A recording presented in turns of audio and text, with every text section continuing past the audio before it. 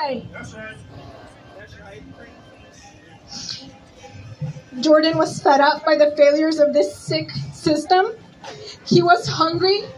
He was thirsty without a home. He needed care. He needed help. Instead, he was brutally murdered at the hands of a white man who felt entitled to take his life on that subway floor. Comrades, the murder of Jordan Neely is a direct result of the political environment that Eric Adams, Kathy Hochul, and their billionaire backers have ruthlessly created for working New Yorkers.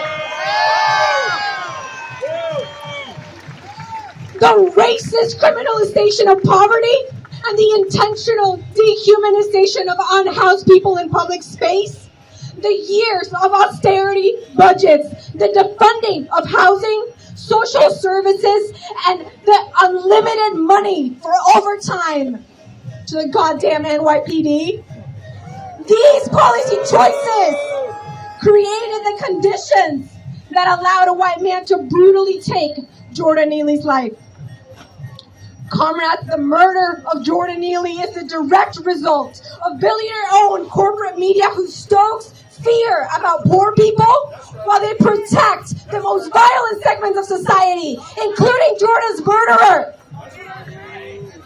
The corporate media was so fucking quick to tell you Jordan was arrested 40 times. You know what I have to say about that? Fuck you. I don't care. A criminal record under capitalism? That's right. A criminal record under capitalism, especially if you're unhoused, is simply an indictment of a failed system that continues to chew you up and spit you out without doing anything about challenging the underlying conditions that lead to your arrest. It is enough to make you sick. How many of us have felt despair this week? How many of us have shed tears for Jordan? I want to know how many. Raise your hand.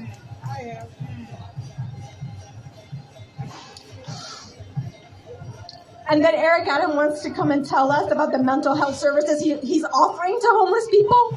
Adams, you are what's fucking up with our mental health. You and the capitalist system you prop up that wants to evict us from our homes and tells people they're allowed to take our lives if we make a scene in public. That's what's fucking up our mental health. Guess what? We are traumatized, and that is a justified human response to capitalism. But comrades, that is exactly why we cannot succumb to despair. Because it is up to us, people who know another world is possible, to stand up and to fight for the world that we know can exist by any means necessary.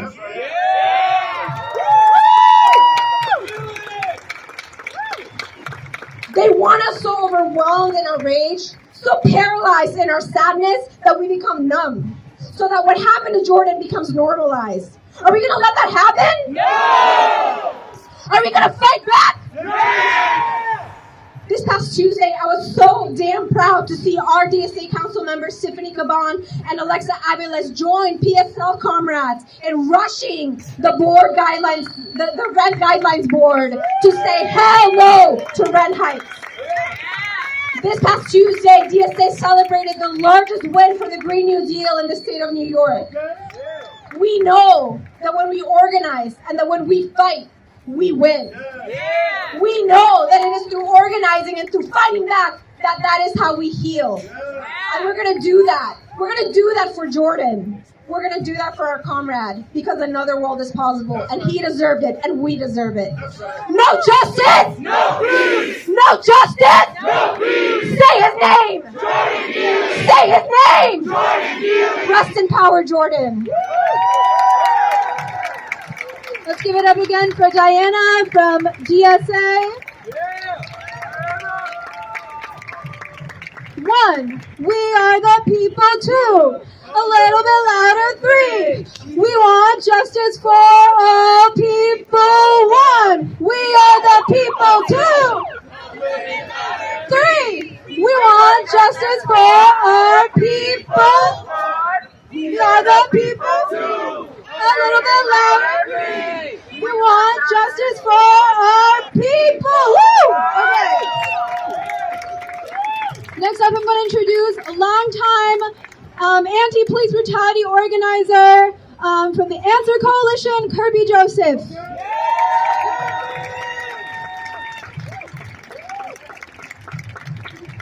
How we doing? Oh, no. How are we doing?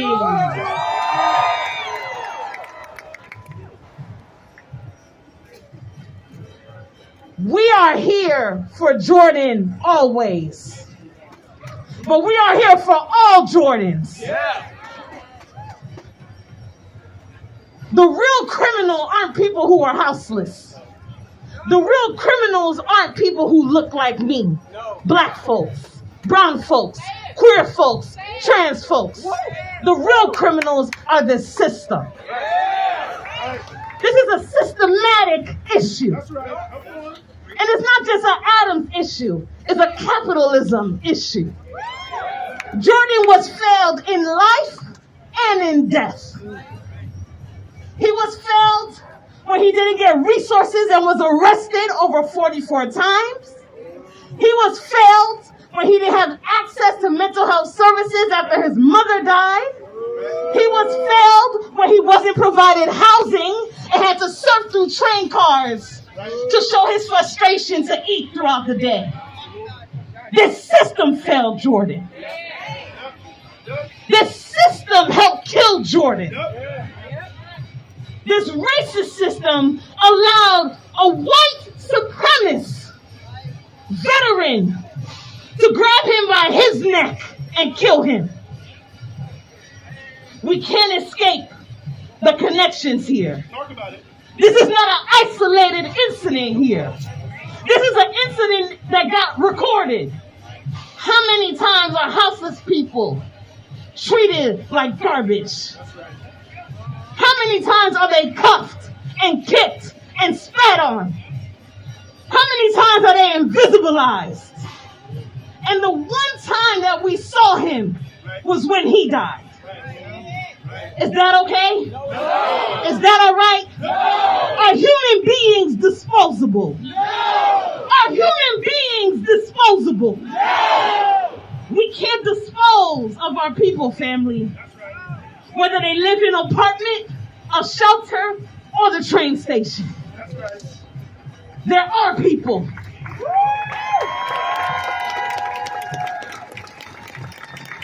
There are people.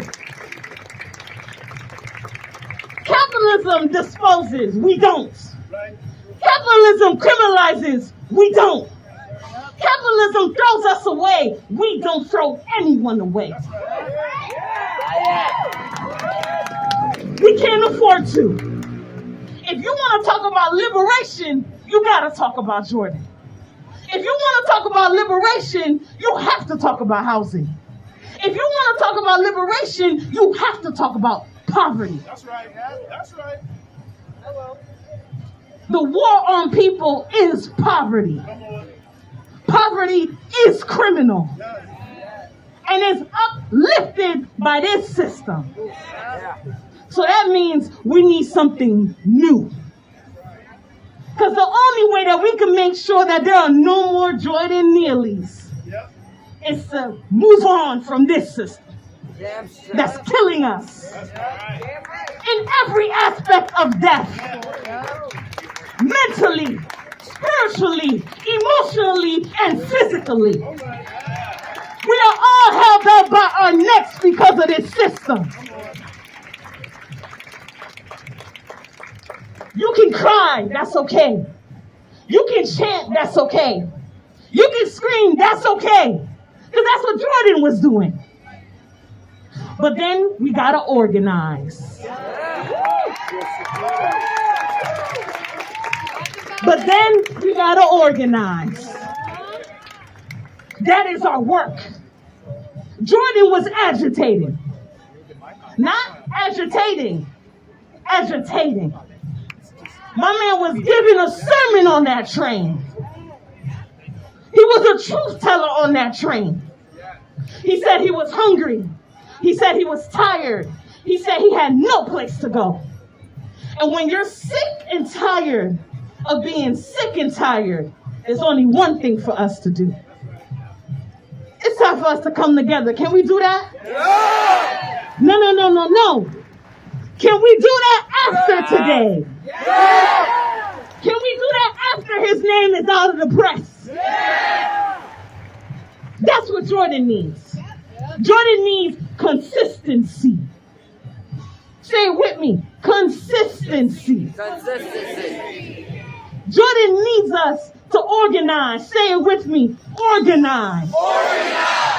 Jordan needs a new system. Say new system. Jordan needs us to be united. Say unity. That's what we need. That is the strategy. I don't want to hear anybody arguing about what the demands are. I don't want to hear anybody talking about having a strategy meeting about what we need to do. We know what we need to do. Because if we don't do it, there's going to be another Jordan. We're fighting and working against a system that emboldens bigots every day. Do we stop here? No! Do we stop here? No! Say his name. Jordan Neely! What's his name? Jordan Neely! Say his name. Jordan Neely! What's his name? Jordan Neely! Say his name. Jordan Neely! What's his name? Jordan Neely! We need to come together to make sure that there's no more. Because that's what Jordan needs us to do. That's right. And that's what the unseen and invisibilized requires of us to do. Can we do that? Can we do that? Thank you.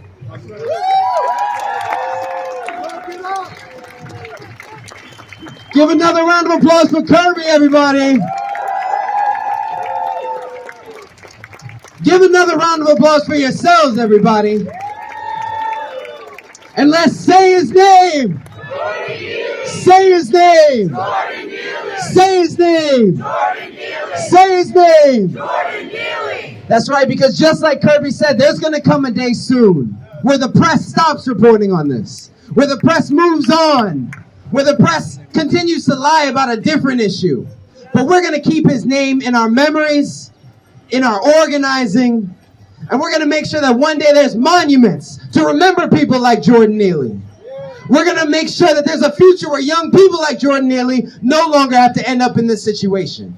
And that future is possible in each and every one of our lifetimes. Is that right? We're going to fight for that. Is that right? Okay, so I want to bring up another fighter, another organizer for the people from the Coalition for Homeless Youth and the Ali Forney Center, Nadia Swanson. Thank you. Housing is human right. Housing is Human right! housing is. Human right! I am so fucking angry that this happened. Come on. This is an outrage that we are here again about a person who shouldn't have ever had to be in this situation is now dead. Although we never had the honor of knowing Jordan Neely personally, we know that he was a part of the New York City runaway and homeless youth community. And like too many young people, he was the victim of systems and services that were designed to support him, yet failed him. Yes. Jordan Neely was many things. He was an artist. He was a friend. He was someone who was loved, and unfortunately someone who endured loss and pain. He is also someone who was experiencing homelessness and was communicating that he was hungry and thirsty in a way that others felt warranted his execution, which is not only horrifying and a shame, but a result of the criminalizing narratives that continue to perpetuated by the same people in the positions of power that have the ability to fix these broken systems that had Jordan asking strangers for these basic needs in the first place.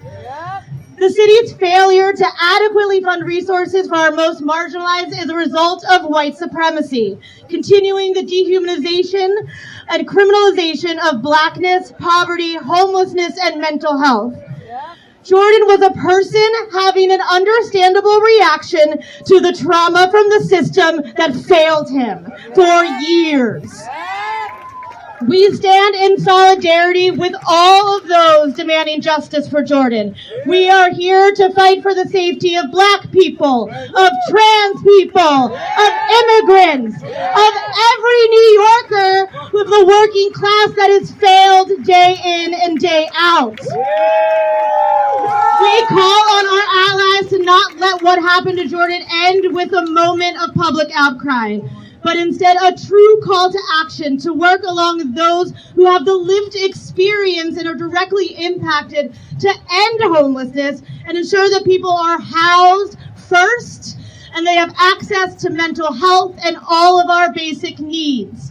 Housing is A human right. Housing is A human right. Housing is A human right. Thank you. Let's give it up again for Nadia Swanson. When I say people, you say power. People. Power. People. Power. People. Power. When I say we want, you say justice. We want. Justice. We want. Justice. We want. Justice. So we're gonna have a few more speakers, and then we're gonna march. We're gonna take the streets. Okay. So I'm just going to keep it moving along. Next up, we have the co-executive director of the People's Forum, a preacher, and many other things, Claudia de la Cruz.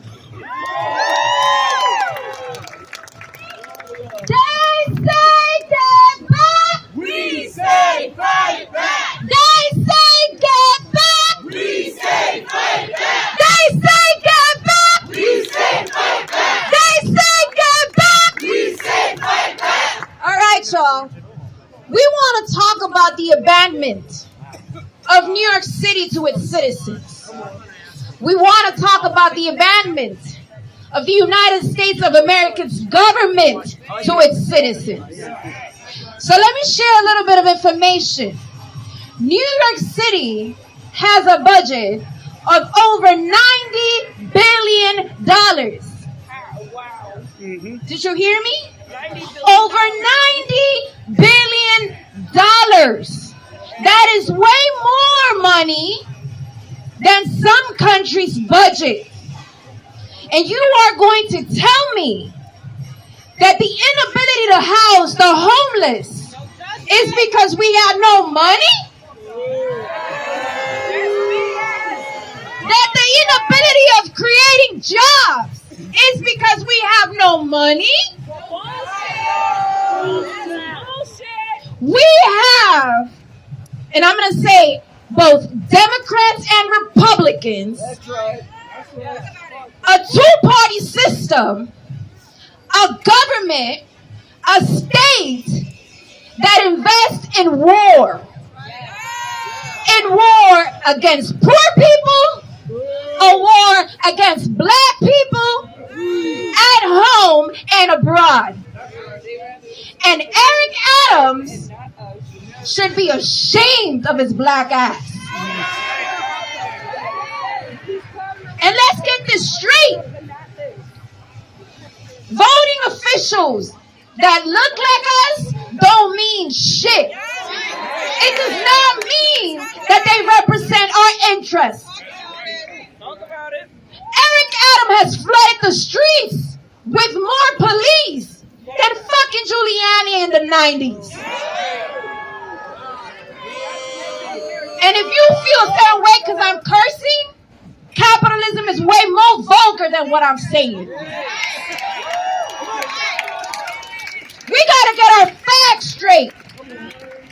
When we're talking about flooding the subways and the communities with police and surveillance, while at the same time cutting millions of dollars from the New York City Departments of Homelessness or for the homeless, that's a crime.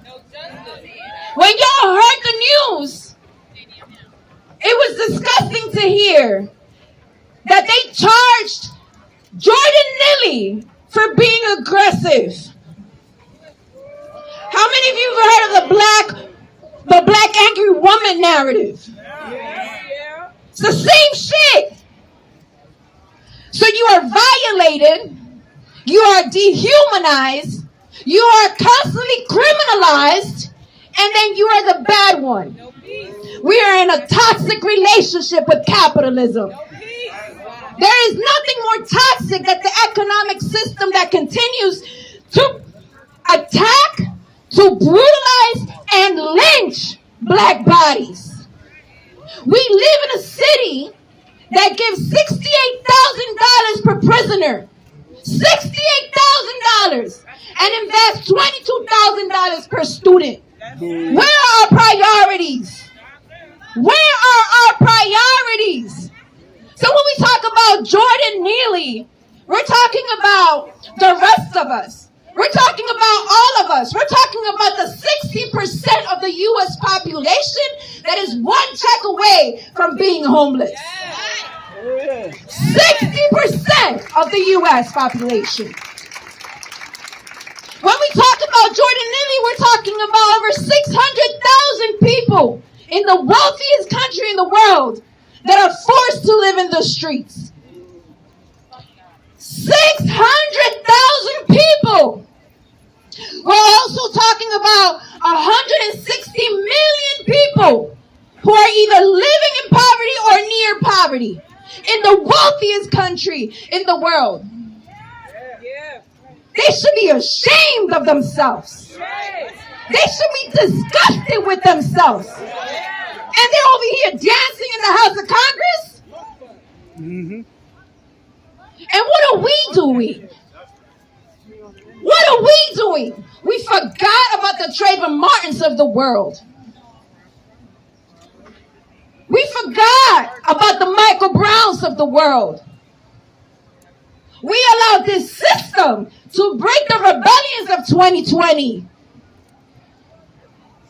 My comrades, my friends, my family, my kin, who's here?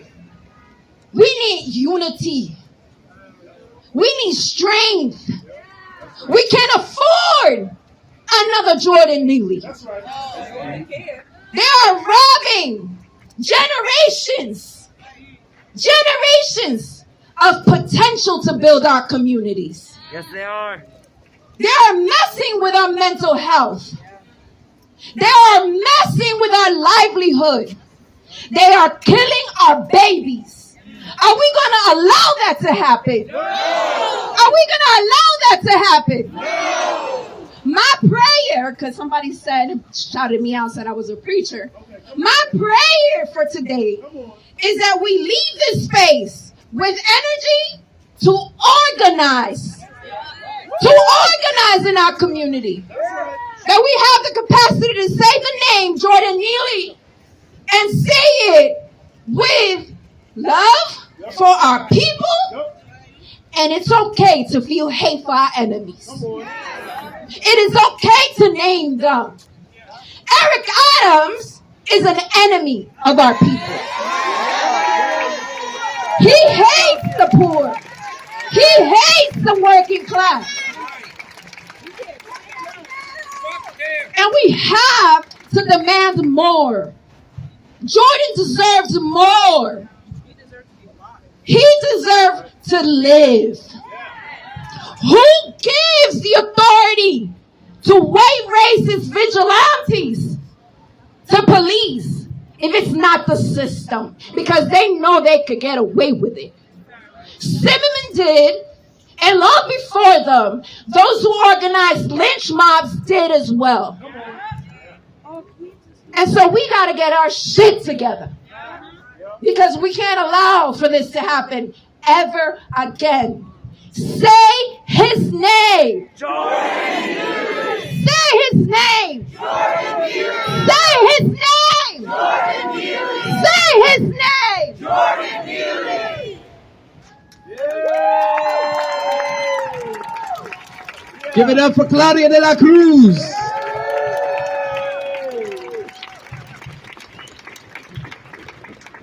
The power that we see right here. The power that we saw in 2020.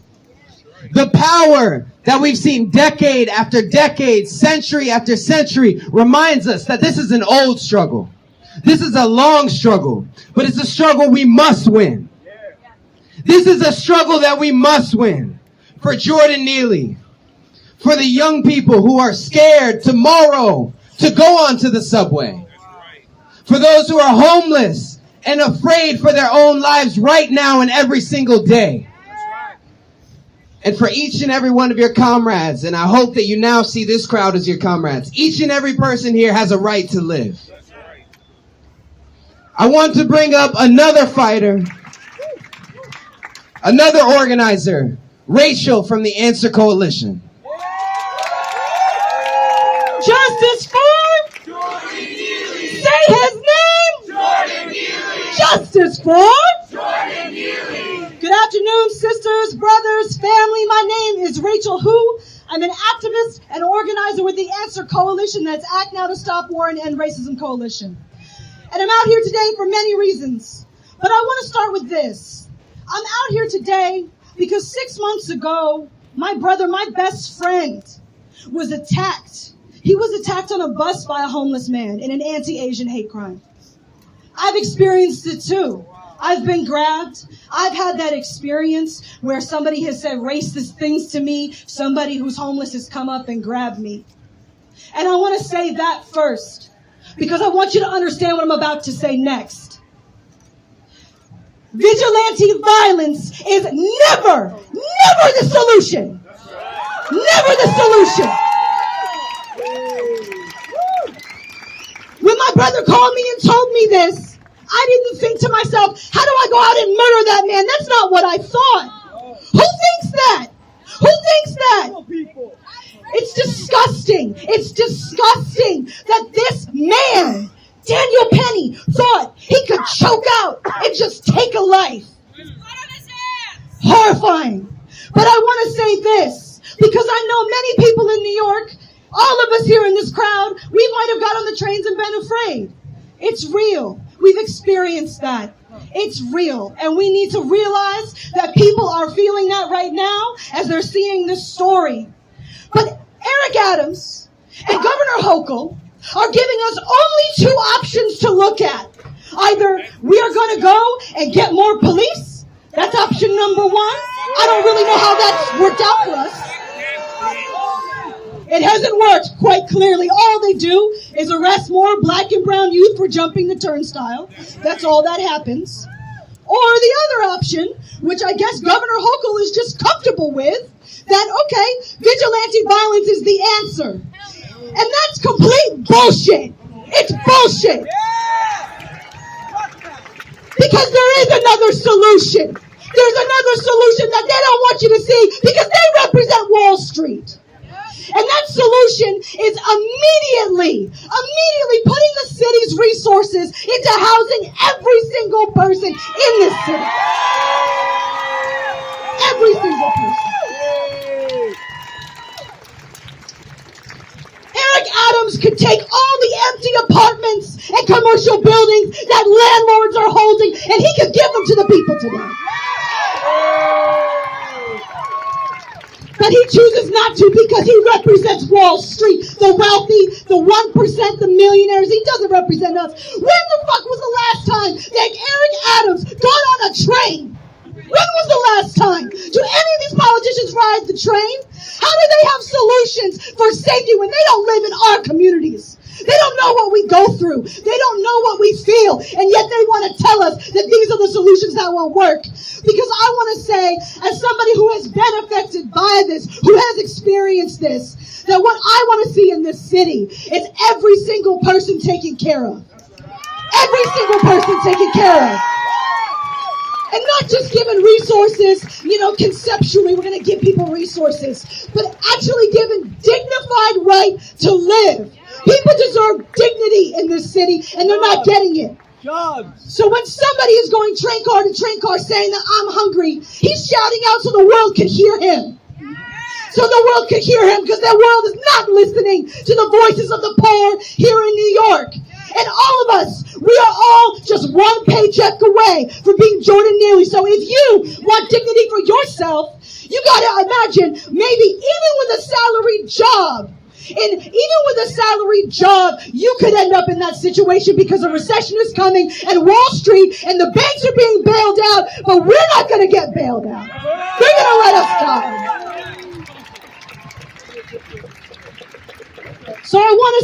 to end, another personal story, because I think we need to take this personally. My mother is schizophrenic, and when she was pregnant with me, she was in and out of jail. And she was on the streets. And you know what? My mother didn't deserve that.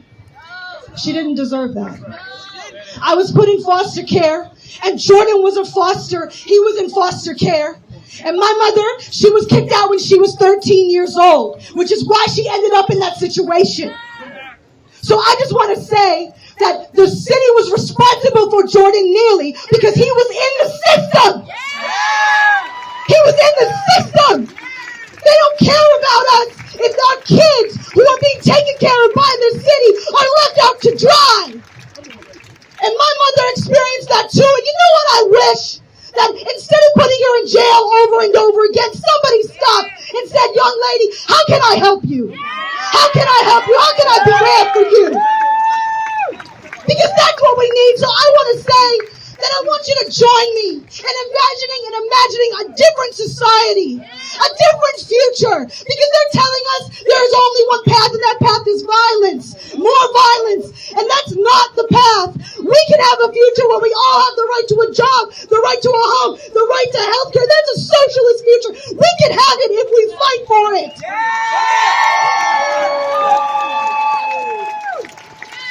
So we will never take less than we deserve. Am I right? Right. We're going to keep fighting until every single person in this city, in the richest city, in the literal history of humanity is taken care of. Because it is our right in the richest city in the world to have housing, shelter, food, and everything that we deserve. So thank you all so much. Continue to be out here. Continue to fight. Join an organization. Get involved. Let's give it up again for Rachel. That was extremely powerful.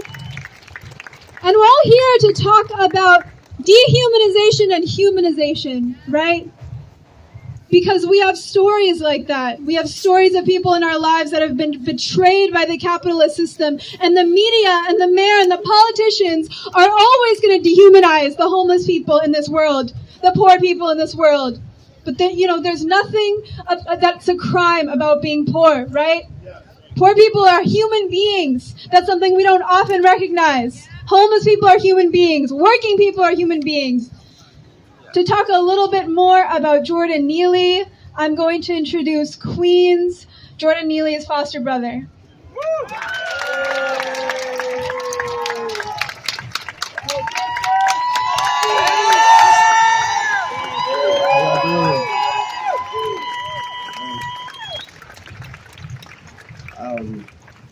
I see a lot of familiar faces and so many people that have been on the front lines with us way before we have to say another hashtag, way before we have to come out for one of our community members and family members who have been lynched, who have been raped, who have been burnt out.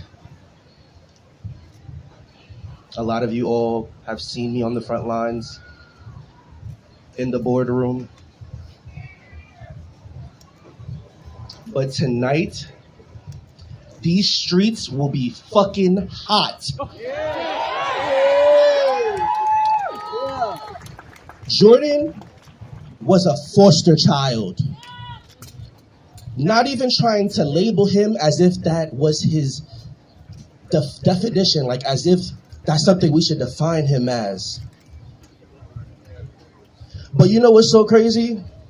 We have a New York City mayor on national television talking about how mental health and lynching is not fucking murder.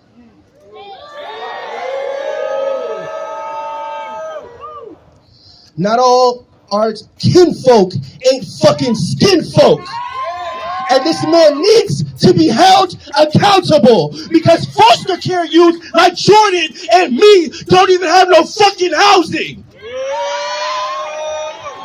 Aging out of foster care from 18 to 21.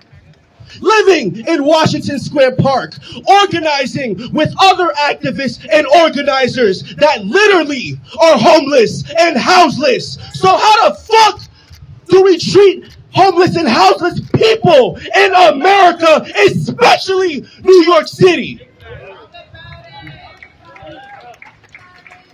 I am more than angry. I am more than outraged.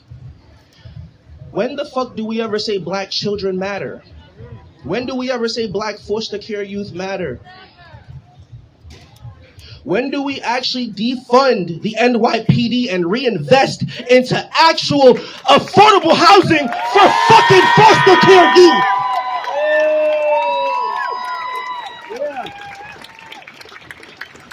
A lot of my community members, comrades, folks that have literally slept outside with me in front of Mayor Bill de Blasio's crib, in front of Gracie Mansion, fighting for this injustice, and we are still here. So I'm here to hold and take up space for my motherfucking foster care brother. And I will be marching. Because far too long, each and every single day, foster care youth in New York City don't have the reparations and resources that they deserve, and they are being abused in so many different foster homes, from foster homes to the fucking children agency center facility in a predominantly white neighborhood that's been gentrified because black people, indigenous people, black and brown folks run this shit.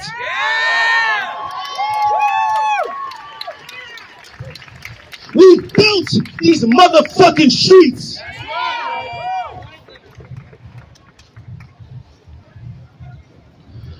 Jordan was a community member. He had a God-gifted talent. I'm wearing this suit because there was nights me and Jordan would have to go to the thrift shop store. Why? Because Jordan decided to take it upon himself to get on the E train, the 7 train, the 6 train, the G train, and he literally was putting his life on the line, using his God-gifted ability and talent to protect his foster care brothers and sisters, because foster parents were getting checks from SEO Family of Services, ACS Family of Services, Little Flowers Family of Services, and we didn't even get basic necessities of a haircut. We didn't even get basic necessities to actually get laundry done. So as we are here today, we are here because one of our own has just been lynched. And the fact that we have a fucking mayor that said lynching is not murder on national television, or is just saying that, like, what, Alexandria Ocasio-Cortez is moving too fast for tweeting? What? Shame! Jordan is somebody that deserves to be here right now. That's justice for him. He should be alive. This man was literally impersonating Michael Jackson on so many different trains, from New York City MTA trains to the Long Island Railroad, using his God-gifted ability and talent to protect homeless and houseless people, and even himself.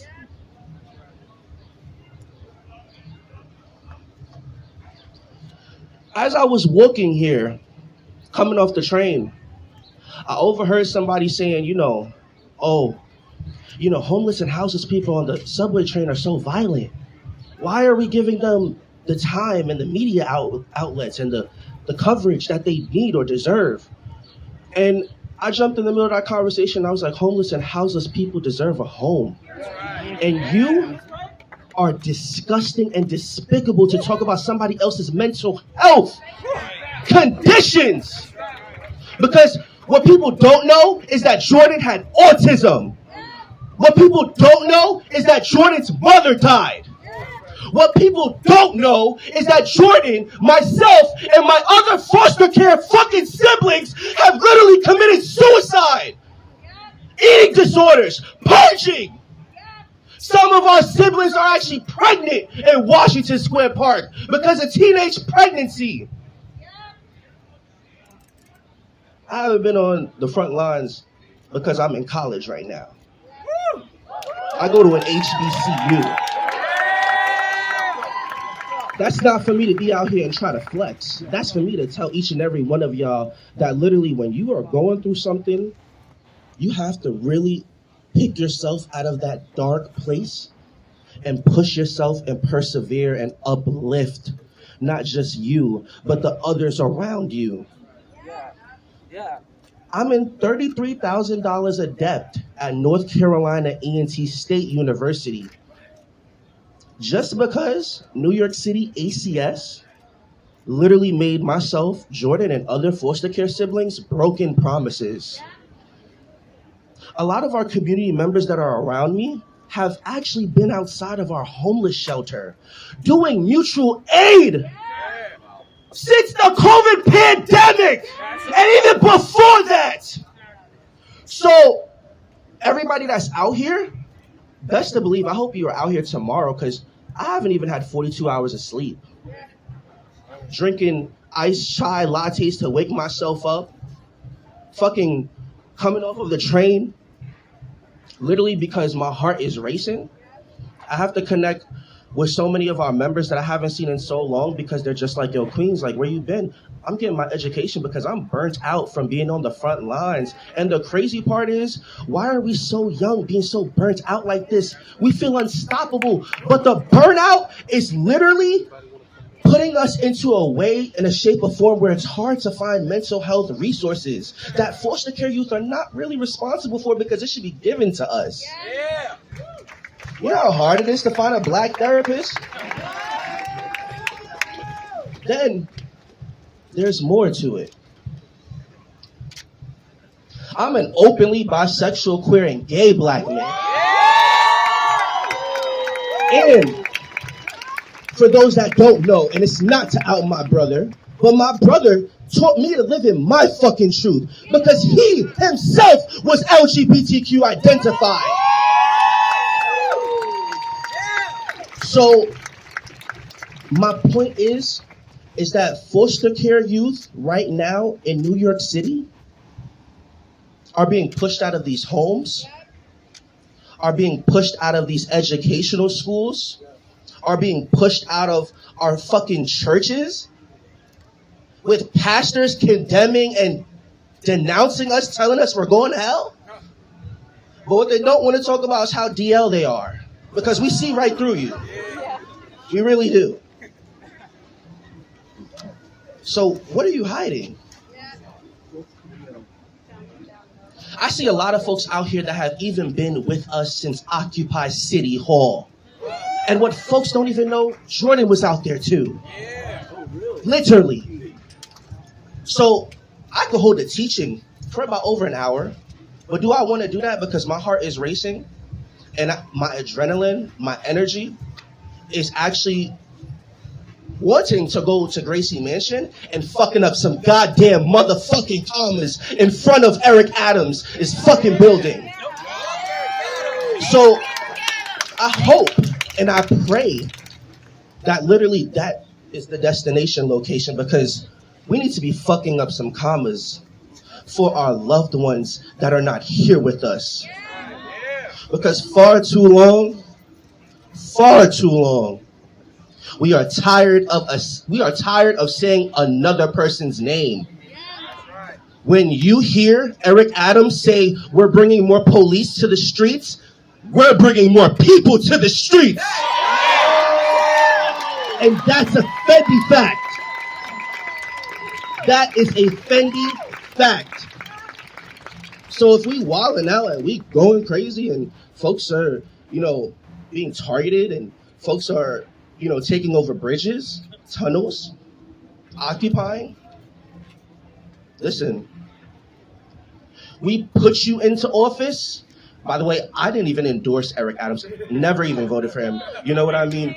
Literally just want to put that out there. Just so folks, because I see so much media out here. I'm sorry. But there are people here who probably voted for Eric Adams and didn't know, what he's what he was running upon. My point is, we put you into office and we can take you right fucking out of office. Because let's not forget, when me and my siblings was outside my shelter, or probably sleeping out here camping out, or probably sleeping out at Occupy City Hall, let's not forget we got raided. Let's not forget that literally Eric Adams literally got in homeless and houseless people that were sleeping in tents on the sidewalk, incarcerated. So all this funding, you know what I mean? $1 billion budget in the NYPD, more than that. All this funding for these robots. All this funding for more paddy wagons. But where the fuck is the funding for homeless and houseless people? Especially foster care, homeless, houseless, marginalized, youth that have been put down, LGBTQ identified, youth that have been raped. Because that's the shit that we go through in foster care. We are literally being abducted. This shit is like a fucking menace human sex trafficking ring. And you know what's the fucking crazy part? Our siblings are literally on the streets doing whatever they can make to survive. Like literally. We are literally on the streets selling our bodies, some selling drugs, some are doing things, and we're being judged for it. But what nobody knows is we're doing it to survive because, let's be real, youth and people who came out of foster care, like Jordan, are given broken promises. They're given broken promises, but Jordan literally was about to be 30 years old, 29, 30. You know how long he made it being homeless and houseless in his own hometown? That's guts and fucking balls. Really and truly. Guts and balls. So I hope everybody is angry. I hope everybody is outraged. I hope folks are tired because we are burnt out. Hold everybody accountable who tries to talk shit or neglect people who have mental health issues. Because we could really have open conversations, and I could do a lot of teachings, all of us, a lot of folks down here. So many faces are in front of me that I've seen get arrested with me, and others that are homeless and houseless. Do y'all remember when we went and took the Brooklyn Bridge? And literally, one of our community members got sent to jail, and we had to start writing letters to our community member, and you know who I'm talking about. That community member was literally sacrificing and being outside with us, having nothing to pour out, like pouring out from an empty cup. But what politician or what people we put into office checks up on that community member? So let's be real. Do the elected officials that we vote for really give a fuck about foster care and homeless youth? No! Because the performative activism really gotta go. I see Vogel here, and Vogel been outside with us. DSA, you all, I don't know if she's here, but she was running for mayor, and her name is Kat. Yes, and shout out to my sister wherever she's at. She can tell you we were outside organizing that housing is a human fucking right.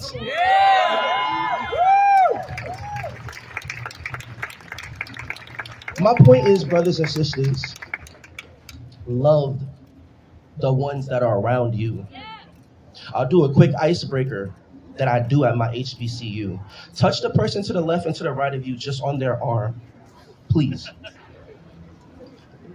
Now, you don't know the person that's to the left or to the right of you. Maybe you do, but please feel what that person is going through. Because there are people out here that are probably smiling or that are probably trying to stay so positive and persevering. But check up on your loved ones. Check up on the ones that are so strong, because when they go back into their cribs or go back into where they live, they're probably crying. They're probably committing suicide. They're probably battling with depression. They're probably battling with so much mental health.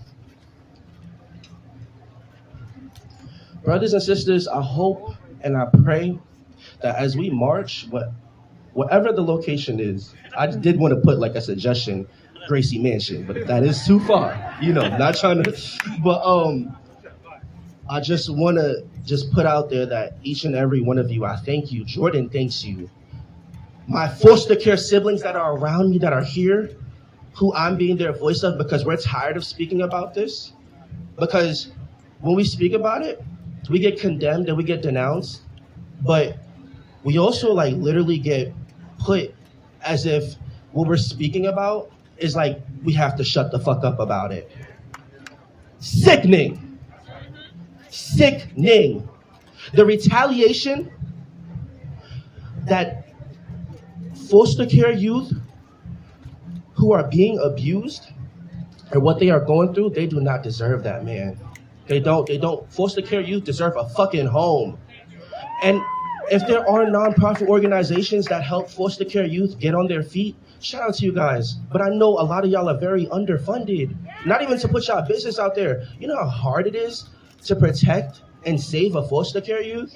I'm gonna be honest with y'all. I'm here right now, but I don't even have a home in New York City. And the folks that are around me can testify to that.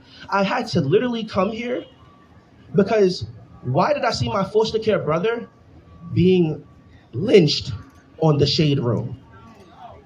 So to see that on social media,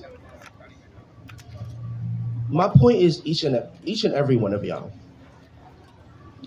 love Black children, protect youth, foster care youth, homeless youth. Everybody all like, oh, Jordan was a grown-ass man. But guess what? Jordan was a grown-ass man, but do y'all know he sacrificed his life literally to make children smile on the fucking train carts in New York City? That's what we don't talk about. Please honor homeless and houseless people. Being poor is not a crime. Poverty is not a crime. Housing will forever be a human right. And I know there's a lot of people who are probably out here that are tired of seeing my face, that are tired of seeing my advocacy. And guess what? I will continue to be testifying in that courtroom. I will continue to be getting arrested right in front of the White House of the Supreme Court. And I will continue to make your life as somebody who is in office. Did you not forget that you work for the people? The people put you in there and we can take you right out. So I hope that if there is any elected official or politician out here, you're taking notes. Because we are tired. Enough is enough. It feels like every Black person in New York City that's homeless and houseless is being haunted in America. White people, white privilegedness, white supremacy is on our fucking trains. And the people that was around in that video just sat there as if fucking assholes. Fuck them. Literally shame. Shame. I know I probably took a lot of y'all time, but let me just say this. Justice for Jordan Neely. Justice for Jordan Neely. Justice for Gabriel Fernandez, another foster care youth who I had to be on the front lines with. Justice for Khalif Browder, another foster care youth. Justice for all of our Black trans women that nobody is fucking talking about. Shout out to our sister Queen Jean, if she is around or if she is here. All of the Black trans women that have been fighting tirelessly, consistently on these front lines. We are tired. God bless each and every one of y'all. Continue to go in peace. I am Queens. God bless y'all. Thank you.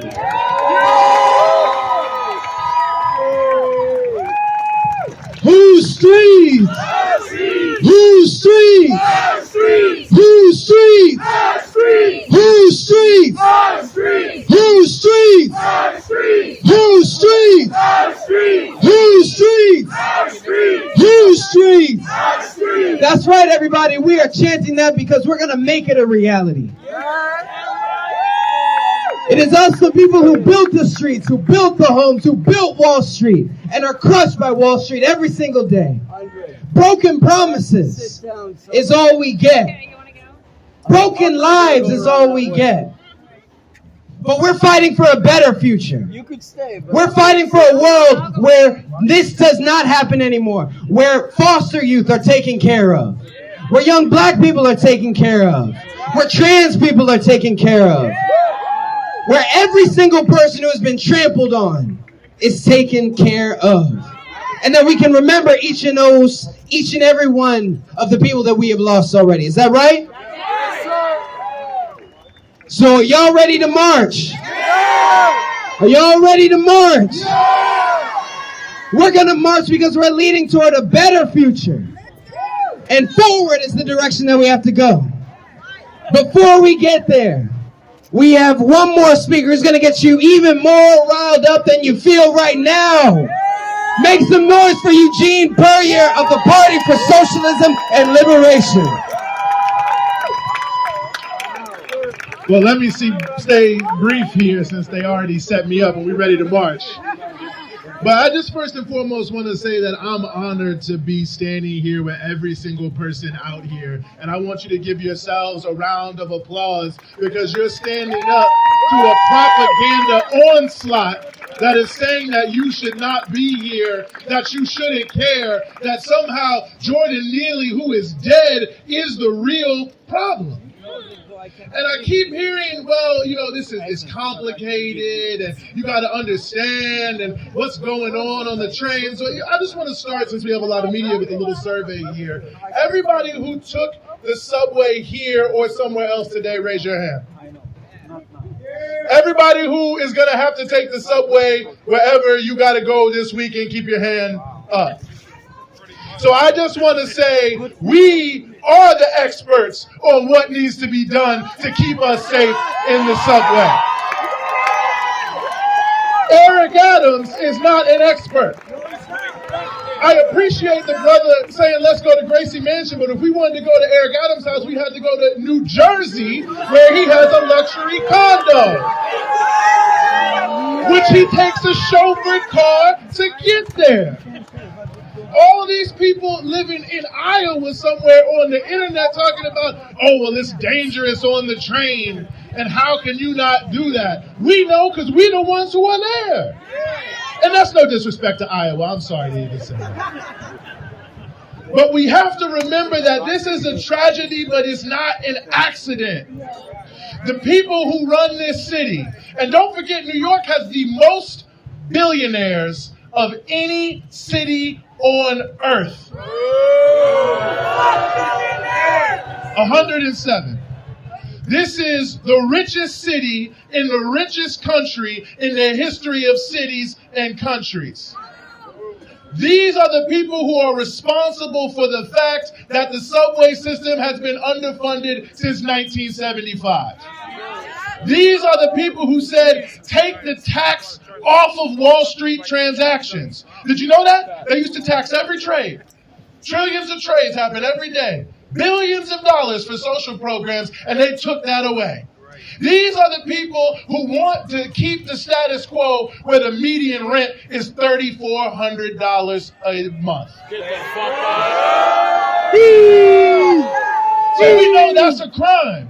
We know it's criminal. We know that somebody must be responsible, and they know it's them, and they are terrified that people are going to wake up to that, and they have to pit us against each other every day of the week.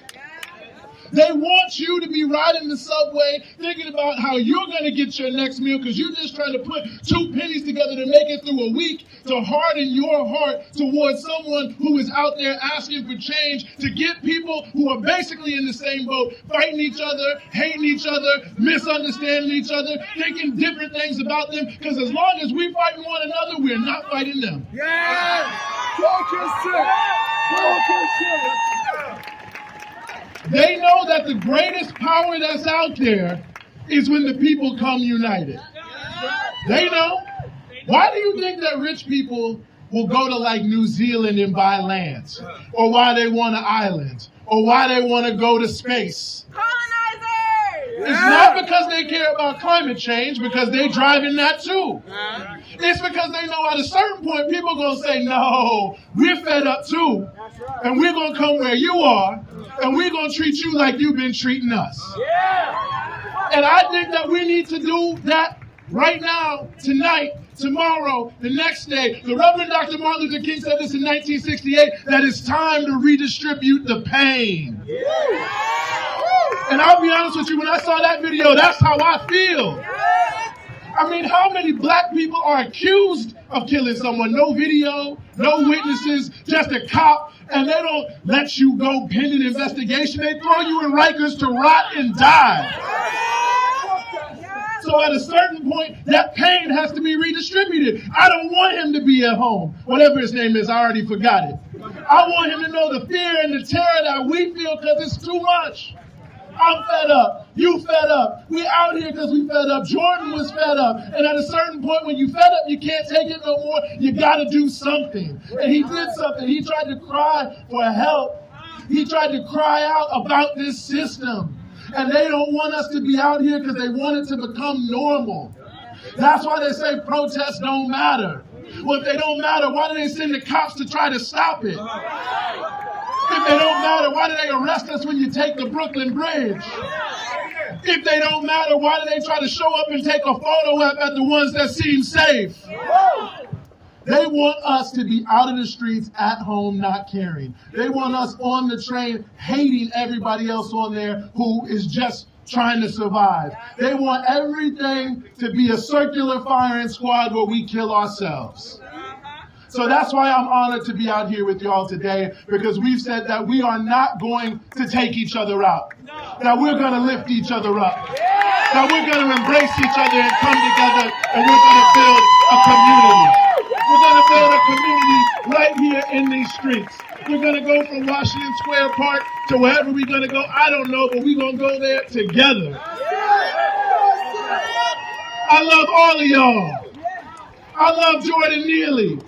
I love the people whose names I don't know who are in his position, your position, and our position.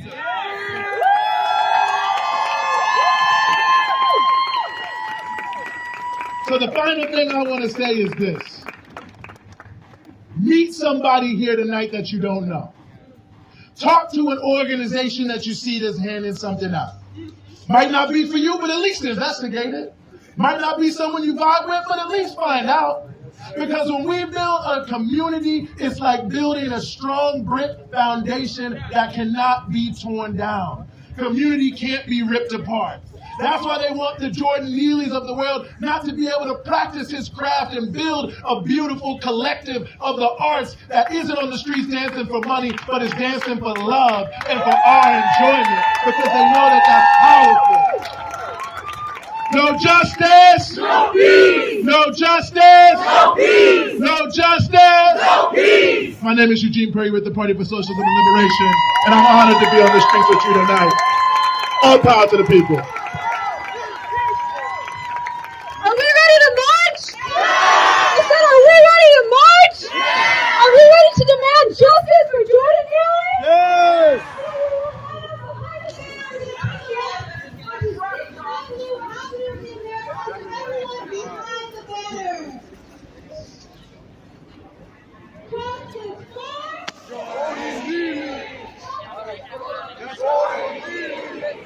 Last night.